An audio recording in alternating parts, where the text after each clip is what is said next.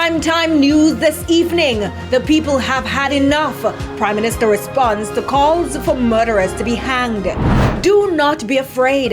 Expert warns Jamaicans to protect themselves as 4 viruses continue to spread. And police and inmate injured in brawl at Westmoreland Detention Facility. Good evening and welcome to Primetime News. We're live on air and online at onespotmedia.com. I'm Herman Green.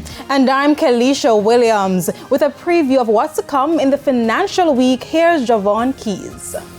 Almost 50 years of Expo Jamaica, and after a pause due to the COVID-19 pandemic, the last staging was in 2018. It's back. I'll give the details about what exhibitors are looking forward to, especially from exports, a little later on in the financial week.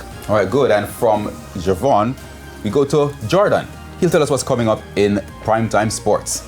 Well, plenty of drama at the Penn Relays. Of course, Jamaica College disqualified from the 4x800 meters, and lots more happening on day 2 of the event over there in Philadelphia. I'll tell you more in Primetime Sports Friday.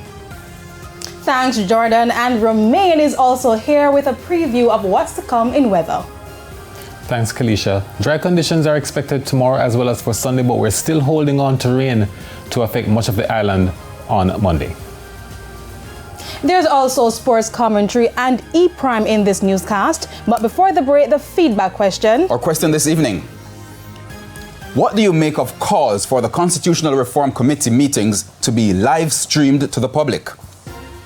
Share comments online, facebook.com/television Jamaica, and tweet us at TVJ News Center. Please stay with us. Primetime News returns right after this break.